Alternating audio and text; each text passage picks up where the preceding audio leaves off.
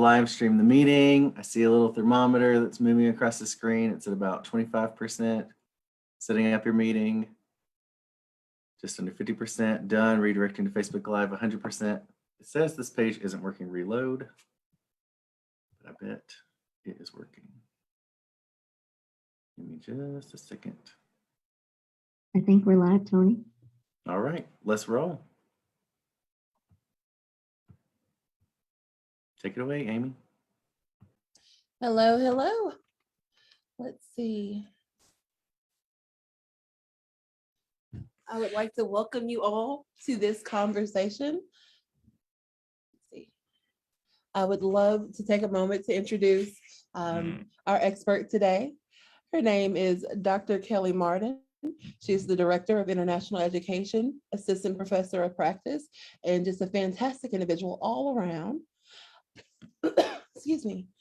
So Dr. Martin, we're very excited to have you here today for this conversation, to share your experiences and to just let us know what it's like to live in your shoes. I think we see a lot in the media that is not always true. So I would love to have a real genuine experience and conversation. And just thank you so much for agreeing to answer questions and be part of this conversation. Thank you, Amy. And before we get started, I would also like to introduce you, everyone. So glad to be here with you today. Please allow me to introduce you to our moderator, Amy Sadler, who is joining us from the Big Orange campus, University of Tennessee College of Social Work. Amy is an esteemed student of mine. She's already making waves out there in the field of social works, making moves, and I am so grateful to you as well for moderating us today.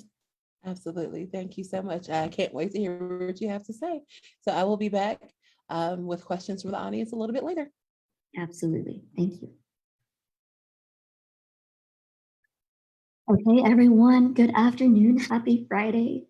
Dr. Martin here, zooming in live on Facebook for a Q&A session and informational talk about dwarfism.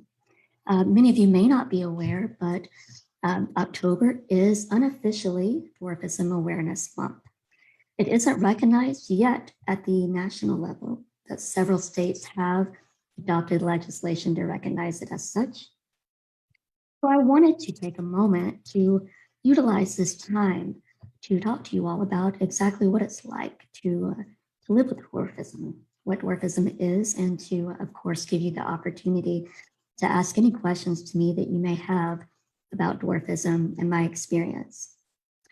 So by definition, dwarfism, otherwise known as little people, based on identity, some people identify as little people and some people identify as people with or having dwarfism.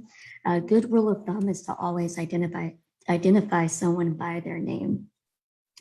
So by definition, dwarfism consists of anyone living with a medical condition that is of a height 4 feet 10 inches or under.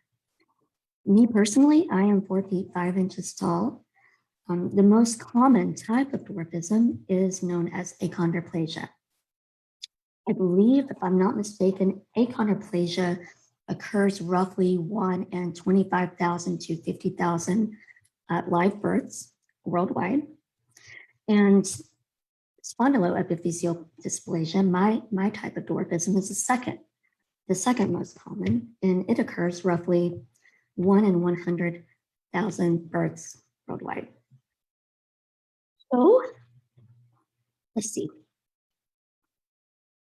What is it like? Well, the social model of disability asserts that people who are differently abled, who are perceived as different, are more affected by the way society perceives us rather than the actual difference or disability itself. And likewise, when people identify as disabled or with dwarfism, the nature of disability varies based on the type of dwarfism and the extent to which they are impacted by it. So, for example, there are over 450 different types of dwarfism worldwide. And again, they vary in terms of severity, so to speak. They vary in terms of how it impacts their bodies. So some people who have dwarfism do not identify as disabled, and that's perfectly fine. Disability is often identity that one adopts. However, in the United States, the ADA does recognize dwarfism. So it's important to note that. What else should I say?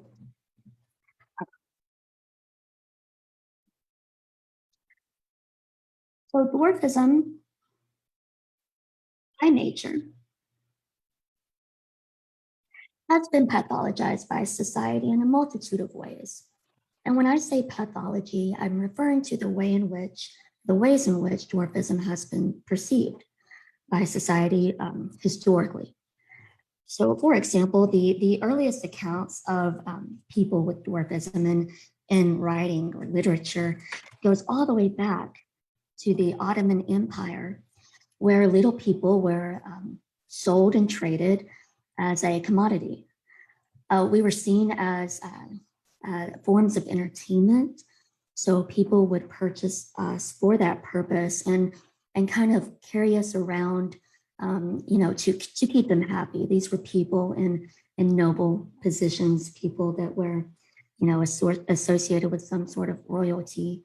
We would be traded, similar to the ways in which you would trade, Pokemon cards or something like that.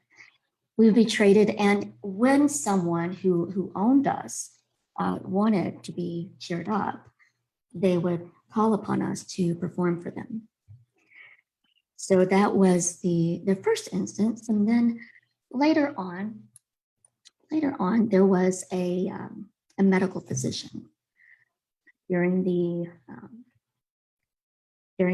time of Auschwitz and in Germany, where experimentation was rampant against marginalized populations for various reasons. This physician's name was Dr. Josef Mengele, and he specifically enjoyed experimenting in very barbaric ways against people who were diagnosed with dwarfism.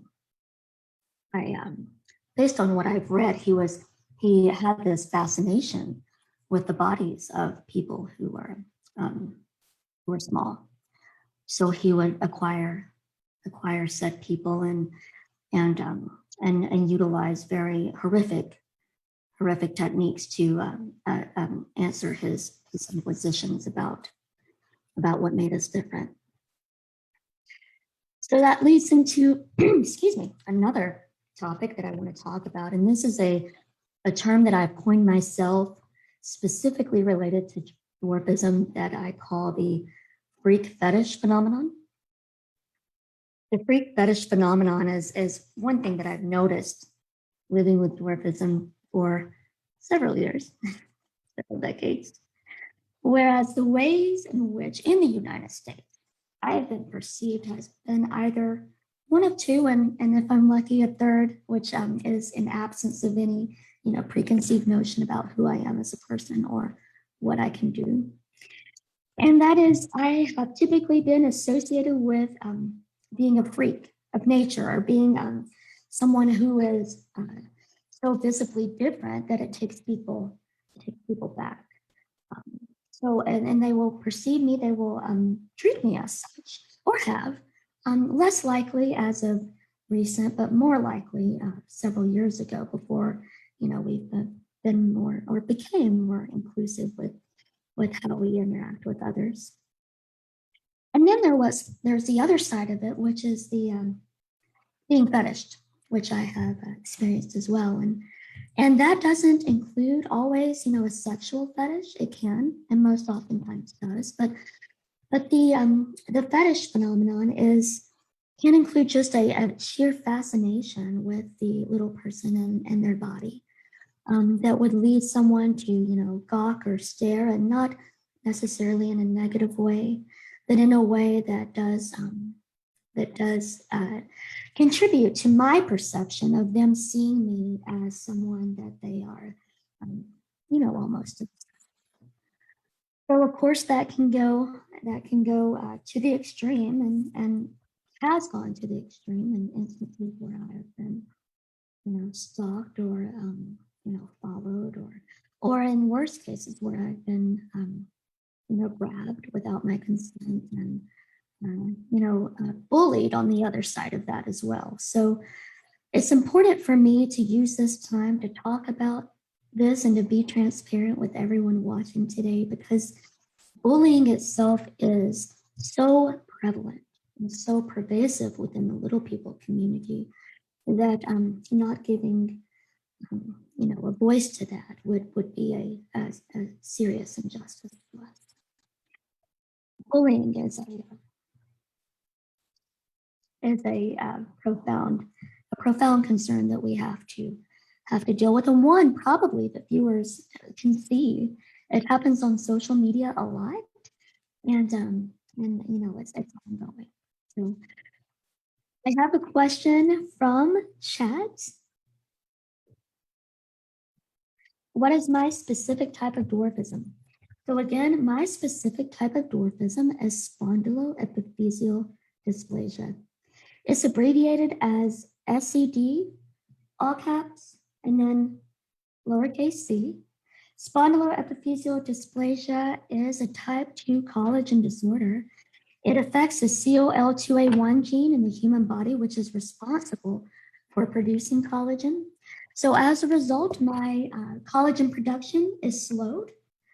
And because of such, my bone development is inhibited as well. So bone development is slowed. I'm at my full capacity now. Bone development is slowed and collagen is impacted throughout our bodies, those of us with SCDC. It affects our weight-bearing joints. So for example, I have had both of my hips completely replaced. I had that done at age 26. And I'm able to walk free from pain now, at least from my hips, which is a wonderful thing because before that, I couldn't. I was not mobile, and a lot of people don't realize that. I'm not very vocal about it because it was such a difficult time in my life, but there was a time when I could not walk. So the ability to walk now is something I'm incredibly grateful for. My knees now are impacted. They will be replaced soon. They give me a little ouchie now and then, but it isn't anything that I can't manage. Spondyloepiphyseal dysplasia also impacts the collagen production in our eyes. So people with my condition can be more susceptible to retina detachment. People with my condition also can experience what's known as odontoid hypoplasia. And that's where the odontoid in the back of the neck is underdeveloped. The odontoid is the bone that extends beyond our spine, where our C1, C2, and C3 exist that allows our head to pivot. So when a typical odontoid would look like this in an average sized person free from collagen disorder, it would look like this.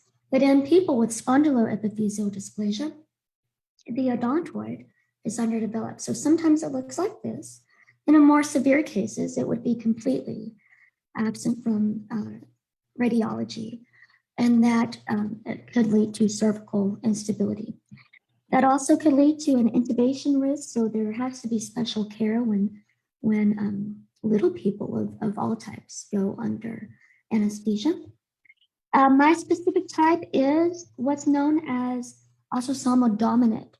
So it is a dominant gene that is passed in a dominant way by an affected parent. For example, if an affected parent were to procreate, and I'm using scientific terminology here, were to procreate with someone of average height who did not carry the spondyloepiphyseal dysplasia gene, they would have a 50-50 chance of their offspring having the gene themselves. So given that it is a dominant gene, there's a 50-50 chance, but science isn't completely well-versed on how this happened. I can say from personal experience that both of my children have spondyloepiphyseal dysplasia as well, and their father is average height. So that's 50-50 with an average height partner. If someone with spondyloepiphyseal dysplasia, and this reigns true with all types of genetic types of dwarfism, if someone with spondyloepiphyseal dysplasia procreates with someone who also has spondyloepiphyseal dysplasia, there is a 25% chance of their offspring inheriting one copy of the dominant gene. There is 25% of their offspring inheriting one copy of the dominant gene from another parent. So 25% from one parent, another 25% from the other parent, and no copy from the second parent. There's a 25% chance of the child inheriting no spondyloepiphyseal dysplasia gene, and there is a 25% chance of the child inheriting both copies of the spondyloepiphyseal dysplasia gene. And in those cases, what's known as double dominance occurs, and it is widely considered to be fatal. All right, let's see, where else do we go from here? Let me consult my notes. Hope you guys are doing great out there. I look forward to your questions in a few minutes. So a common question that people have is, are people with dwarfism able to participate in physical activity? And the answer to that is yes. It's usually mitigated by their diagnosis and how that impacts their body for safety concerns. Speaking to which, it's important that I also discuss the ways that we have been exploited in terms of physical activity and in terms of sports. And this is something difficult to talk about because it's something that's widely prevalent in American society. But there is something that occurs known as dwarf tossing, considered to be a lay sport of such where little people with dwarfism are physically thrown for sport. And people who are at average height throw people with dwarfism for sport. And it can lead to injury. It can lead to further disability, harm to their bodies. It can lead and has led to death as well. This practice is legal in the United States, despite there having been numerous legislative attempts to just they haven't passed. So, speaking to the freak fetish phenomenon again, we have a long way to go before we achieve equality for people with dwarfism in the United States, and that's just one example. Airbags can be dangerous to little people as well because we sit low in vehicles. When the airbags deploy, they would probably hit an average sized person in this area to prevent them from extending towards the windshield of the car. But for us, because we sit lower, they can hit us directly in the face. And that can lead to facial injury. It can lead to concussions, and it can lead to death as well. So we have to be careful in that regard. Speaking to procreation, again, I know I'm all over the place. There's so much I want to tell you and share with you today. Speaking to procreation, again, can little people become parents? And as I shared with you before, of course we can. Of course we can. I have. And it was a little difficult for me to carry a baby full term, just in terms of my physical capacity to do so. The capacity I have in my torso is shorter than average sized people, and also people with achondroplasia as well. Their type of dwarfism impacts them most in the long bones, like in their arms, in their legs. It can also impact them, with finger growth and things of that nature. For my type of dwarfism, My shortness is the neck here, and also within the spine. My spine is shorter, so therefore my trunk is shorter than average too. And I don't have all of the space that would be optimal for fetal development. However, both of my children were born full term, and little people can carry children to the extent in which their diagnosis allows them to do. Some again are more disabling than others. Some diagnoses would cause more complications if people were to become pregnant. But for me, I had a great team of doctors, and I was able to give birth with cesarean section with very few complications. The implications for dwarfism in the field of medicine and genetics should be spoken about as well. It wasn't until 2004 that the gene, the COL2A1 gene that I spoke of earlier, was isolated by medicine. And until that point, people could be diagnosed with my type of dwarfism, but it had to be based on sight. So the images, the radiological images, and the geneticist knowledge would be utilized to make that diagnosis before the gene was isolated. And now we're able to extract genetic information through blood tests that allow us to isolate the spondyloepiphyseal dysplasia gene. And since then, we have also discovered that there are multiple variants of the spondyloepiphyseal dysplasia gene, and I have yet to know exactly what my variant is. So maybe I will choose to do so in the future. The gene for the most common type of dwarfism is for achondroplasia was isolated in 1992 or 94, I believe, and that too allowed people with achondroplasia to be genetically tested to see if the gene was prevalent in their bodies for diagnostic purposes. Let's see, are we ready for a Q&A from the public yet? Amy, what do you think? I think we are absolutely ready for a Q&A from our audience. I do want to start with a comment from Heather, Heather Sexton Shipley.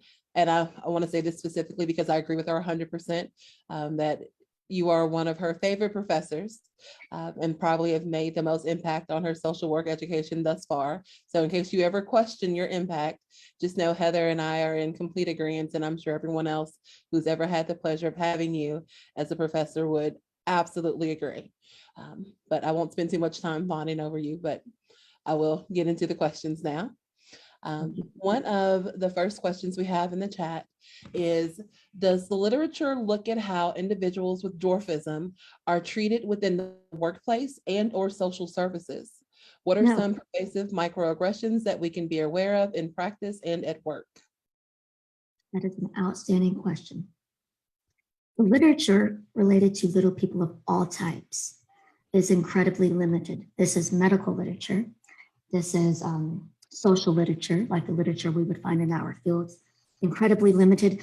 There is an absence of attention given to dwarfism, despite the prevalence, despite the fact that there are over 450 types of dwarfism. There's an absence of literature that has been given to it. And you know that things like this are all impacted by funding and, areas of expertise and, what, physicians and people in the medical community deem worthy. So socially, I hesitate to say that I am not aware of any studies that assess the impact of microaggressions or the social reality of people with dwarfism. I am not aware of any.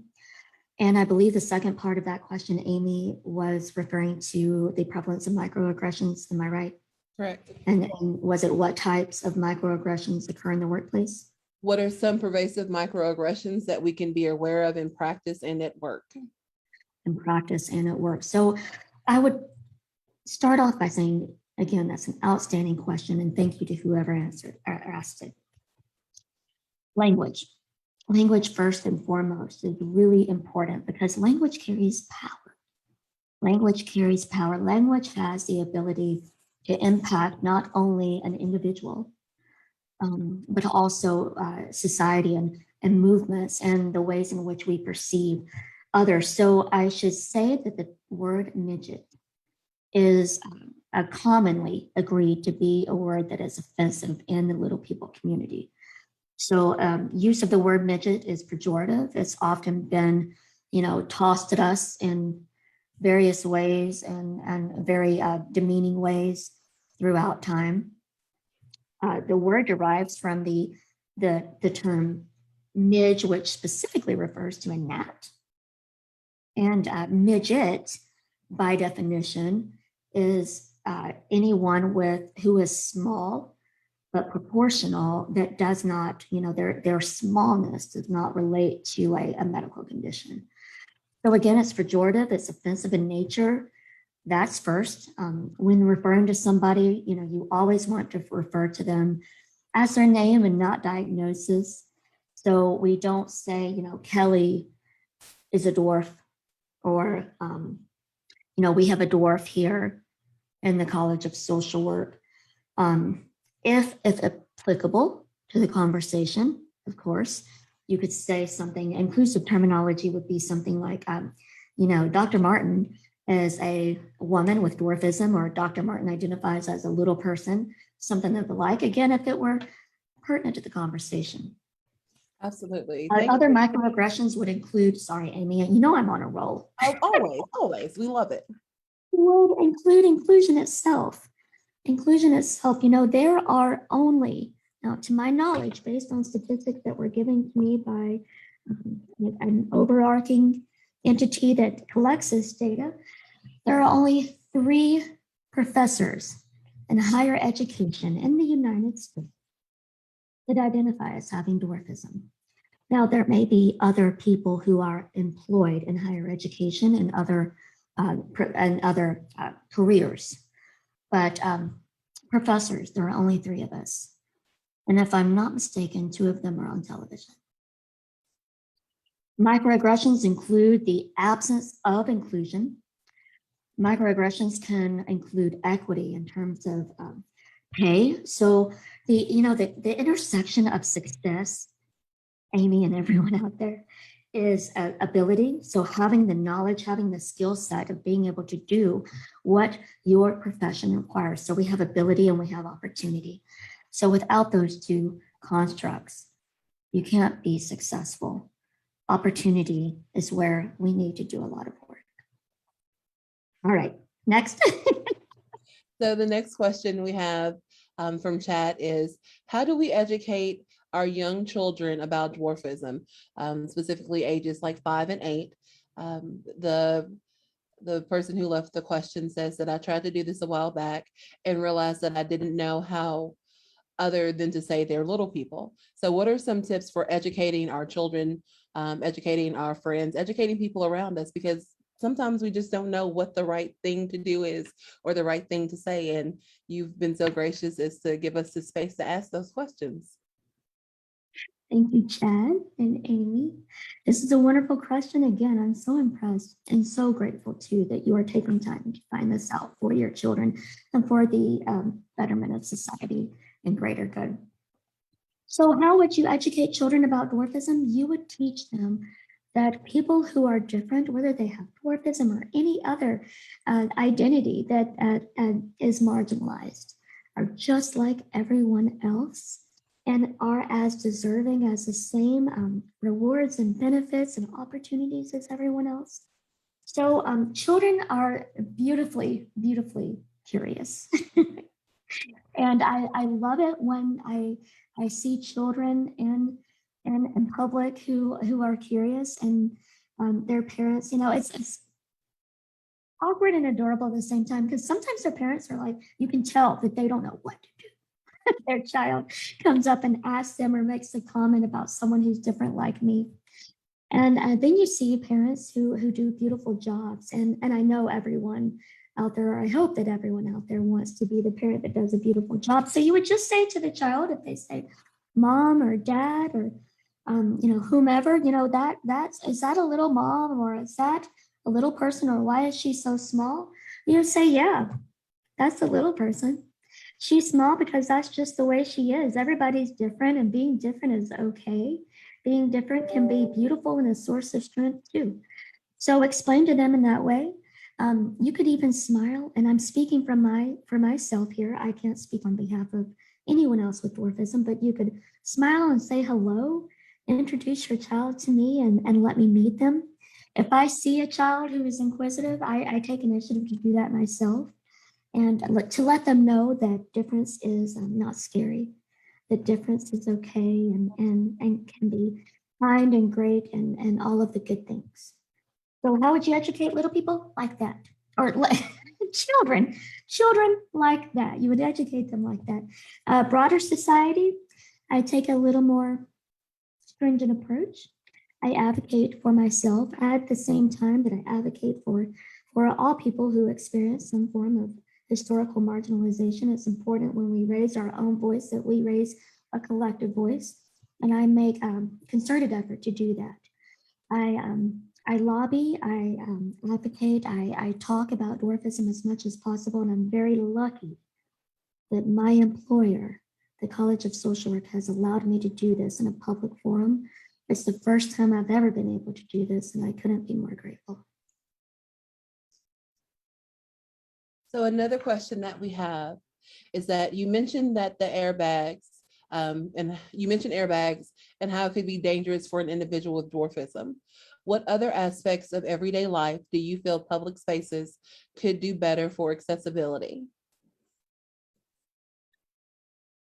All of public spaces can do better in terms of accessibility. The ADA, and thank you again for another amazing question. The ADA was passed in 1990. And to this day, we have yet to see public spaces become fully accessible. And, when we think about accessibility, we think about it, in terms of physical accessibility, but accessibility in terms of, online presence, web presence, education. There are so many beautiful types of human variation. There's cognitive variation. There's, the way that we perceive the world around us, the way that we react to it in terms of our emotional responsiveness. There's physical variation. We have visible and we have invisible disabilities as well. And meeting those needs seems like a big undertaking, but it's not. It's not. It just requires doing it. Physical accessibility, as it relates to those of us with dwarfism, has a long way to go.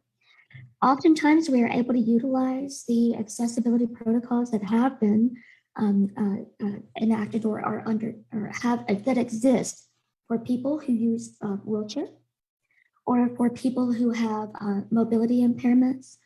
Some of the things like automatic door openings, the buttons that you push, lower counters that exist in a lot of public places, but sometimes don't have a person behind them to assist you. The lower water fountain, that's great for little people and children and anyone who uses a wheelchair as well. So some of those the physical adaptations are beneficial for us. But again, we have a long way to go before our world is accessible to everyone. So when we're thinking about representation and just accommodations that are made, how do you feel about reality television shows that follow people with dwarfism? Do you feel that they are helpful or harmful? Fantastic question. I was hoping someone would ask this today. There are two tails to that question, or the answer, I should say.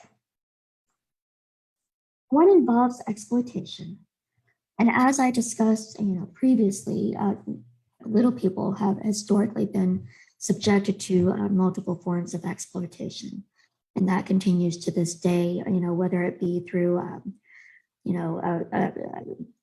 midget wrestling or pornography that centers around people with various disabilities or dwarfism, or whether it be there being a mini bar where little people exist to deliver shots or drinks, or whether it be on TV, where we are most often associated with roles in the media that involve some sort of mythical creature, Oompa Loompa, or a gnome, or sprite, or leprechaun.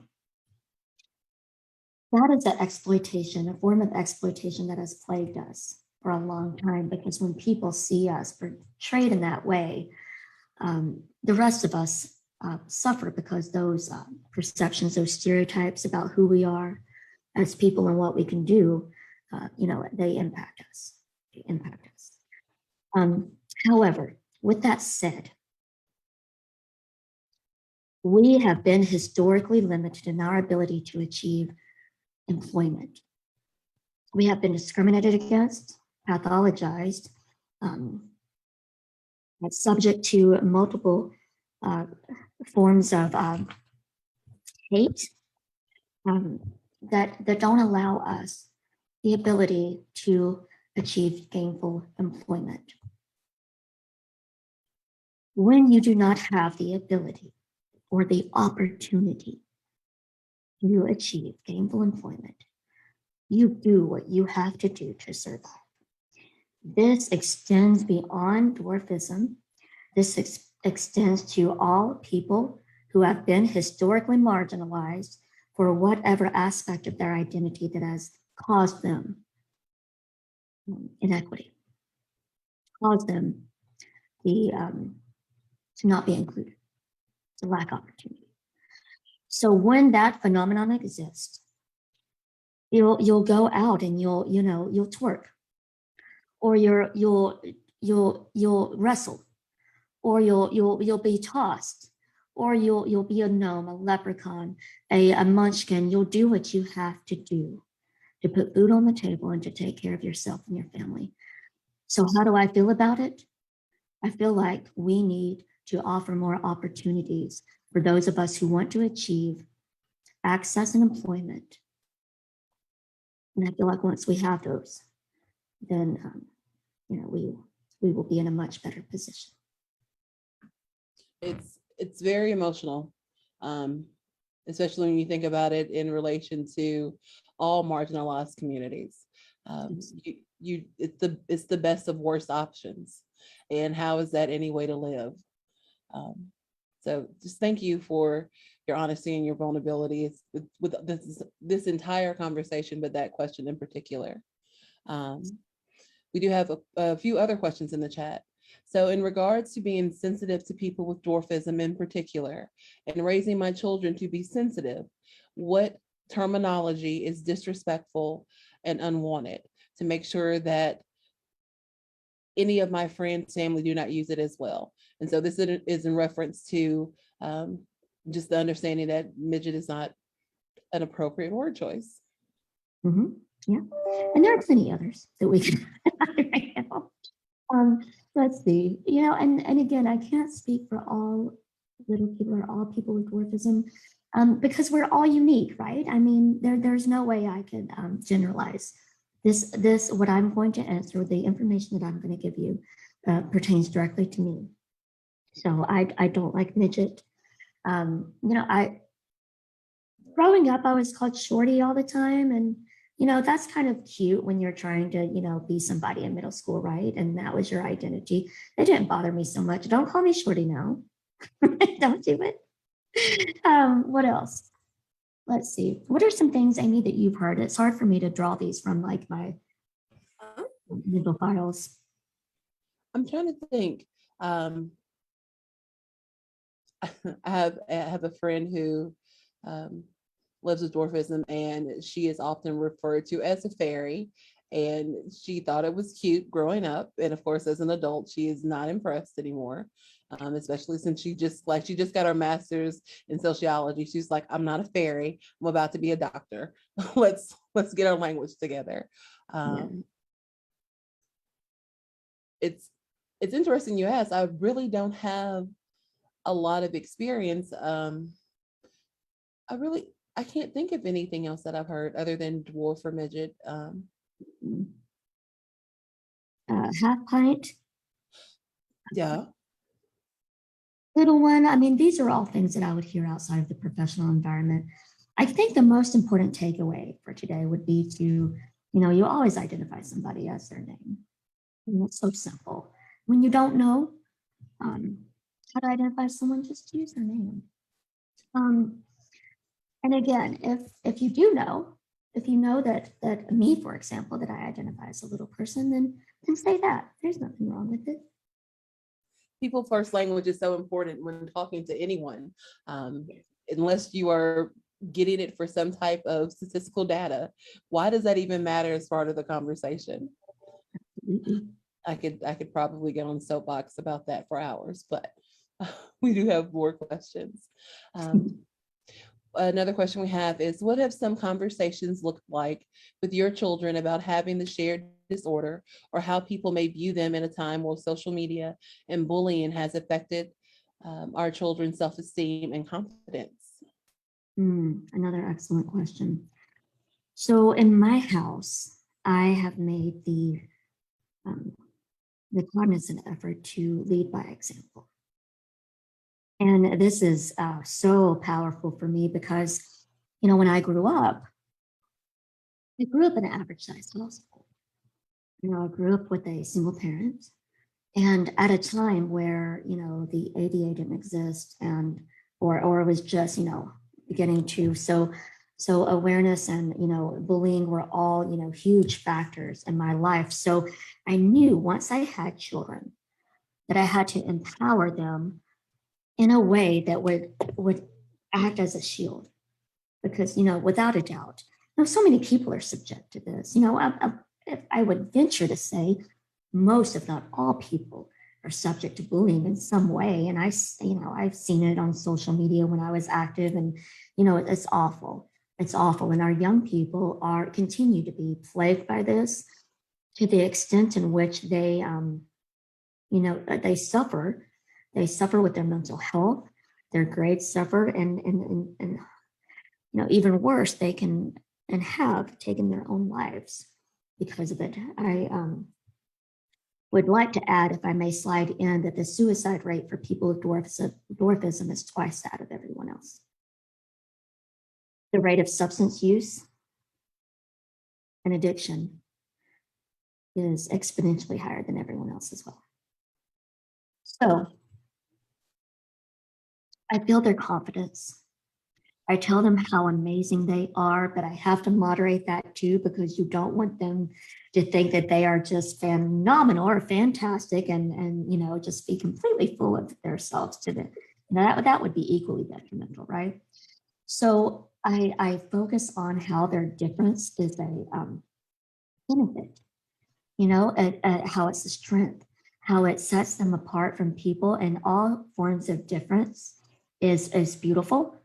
And I emphasize how it allows them to be able to relate to others, regardless of their identity, and have that, shared connection in the struggle, I teach them how they can, use their difference as a catalyst for success, but without, exploitation. So, for example, if I growing up, everyone stared at me, everyone looked at me, right?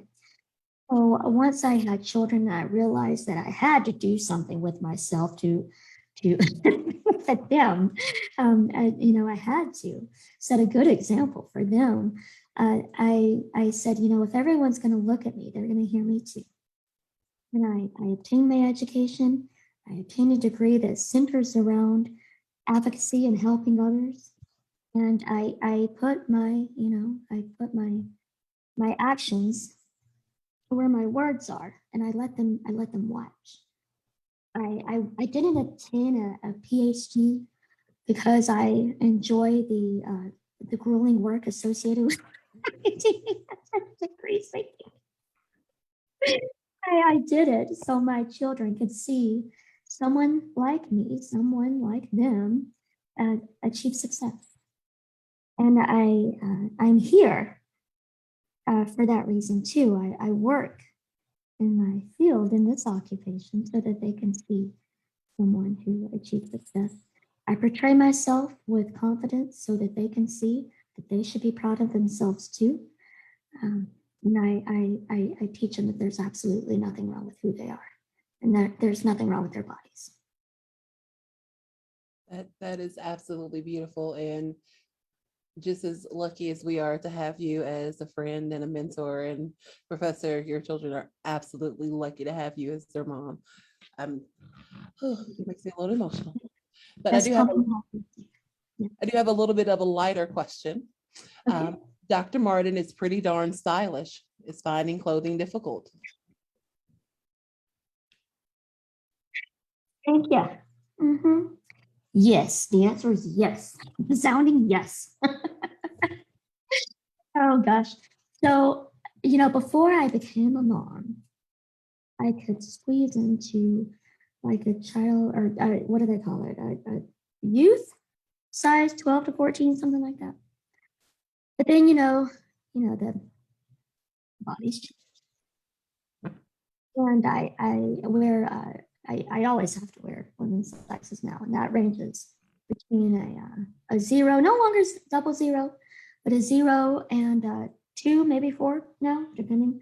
The one common factor, regardless of where or what size I am at the time, is that I have to get my clothes altered.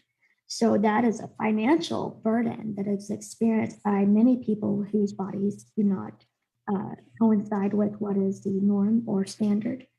Um, I have to get my clothes. This jacket here is gathered. I don't know. Oh, excuse me. This jacket is gathered, so I didn't have to have that altered. But my pants, of course, unless they are what capri length or something like that, I need to get them hemmed. Other professional wear. I never paid full price for anything, even though I maybe could at the time. I refuse. It's just my mindset tells me that I have to get this altered, so the cost associated with it is exponentially higher, and that is another factor that people need to consider when they think about the ways in which we are marginalized. The cost of living, just as someone who has a disability or is categorically different, is exponentially higher. Just to live and to live in the same way that everyone else does. So that's how Terrence Track is my friend. I love it. Like you all, every time you come on camera, I'm just like, I need to go find that. You always look so good. Sorry, I'll digress. Do you feel like the way society is today is more challenging than it was when you were younger? Or do you see that the advocacy that you have done has been helpful in changing the way the world sees you and the world sees others with a shared condition? Oh, wonderful question too. So I've been alive long enough to answer this, and yeah, I have seen a change, a social change, and it has been for the better. But I take no credit for that, none whatsoever, because in this role, I've been here for a very limited time, and I stand on the shoulders of giants. I am here too, in part because I have been trained and I have been educated by outstanding leaders in our field, to which I am incredibly grateful for. They taught me how to utilize my skill set and advocate for others. But again, this has been a work in progress for a while. There have been amazing efforts by wonderful people out there that have fought for our rights. And it began, most notably began with the civil rights movement. Part of the civil rights movement of 1965 included a fight for disability equality, disability justice. And in that fight, we were able to achieve, more equity and employment in the way that we are perceived in the world. That led to the IDEA Act, that led to 504 plans and plans that deinstitutionalize people like me from mandatory institutional settings. I should note that until 1979, states in this country involuntarily institutionalized people with disabilities, whether they be cognitive, emotional, mental illness, or physical disabilities, including most oftentimes people like me with dwarfism. Voluntarily institutionalization was or the absence thereof was a huge milestone for us, because I was born in 1980.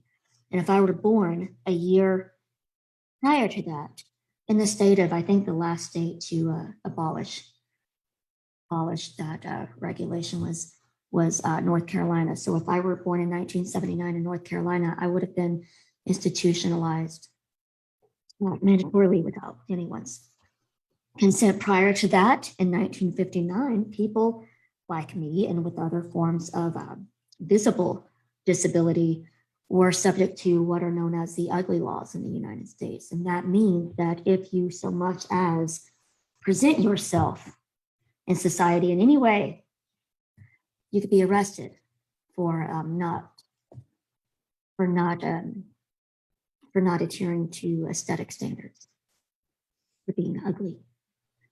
So during that time, I can't thank the giants before me, regardless of their height, who worked so hard,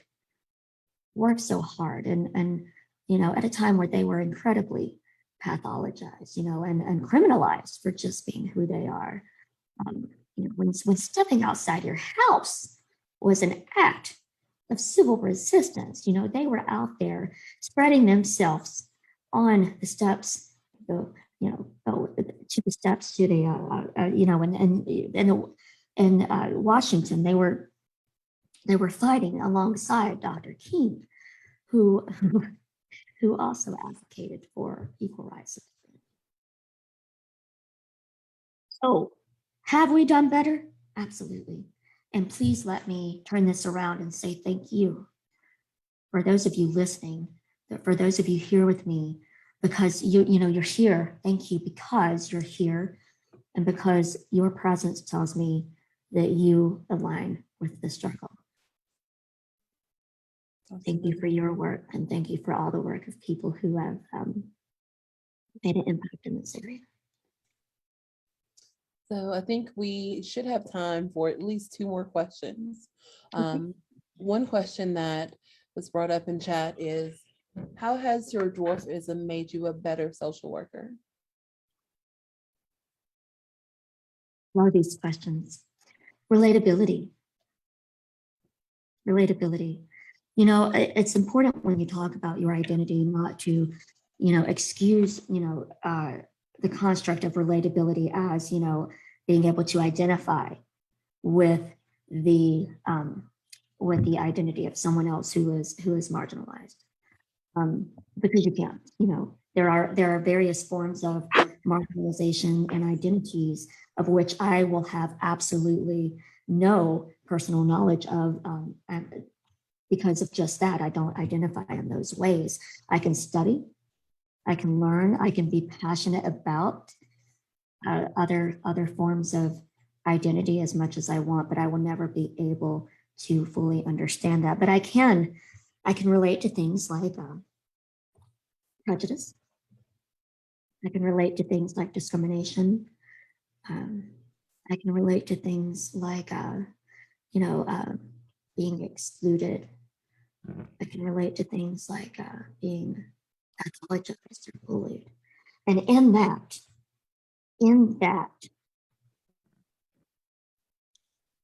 I align myself with the struggle. So I make a personal commitment and professional, but most importantly to me, a personal commitment to advocating for the rights of everyone. And as such, I'm able to advocate for the rights of the people, the clients in which I have served. So how does it make me a better social worker? I hear my clients and I see them and I'm with them. And I hear you and I see you and I'm with you. So in the interest of time, this might be our last question, we'll see. But if there was one thing you could impart to every person worldwide about your experience and your lived experience with dwarfism, what would it be? What would you want everyone to know? I would want them to know the importance of loving themselves. And this is true for everyone, regardless of who they are, even if they're average size or, aligned with what we consider, the norm or what have you. Love yourself, because until you love yourself fully and completely, you cannot love anyone else. And the hate that we see in the world directed towards anybody, that comes from one's inability to love themselves. It comes from a deficit, so to speak, and their self-actualization, a deficit, for whatever reason, probably due to no fault of their own, and their ability to accept themselves for who they are. And as such, they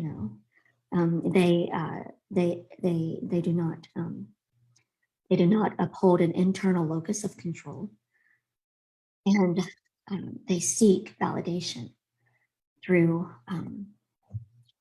being unkind to others, or not accepting others, or the act thereof for which people of like-mindedness will adhere to.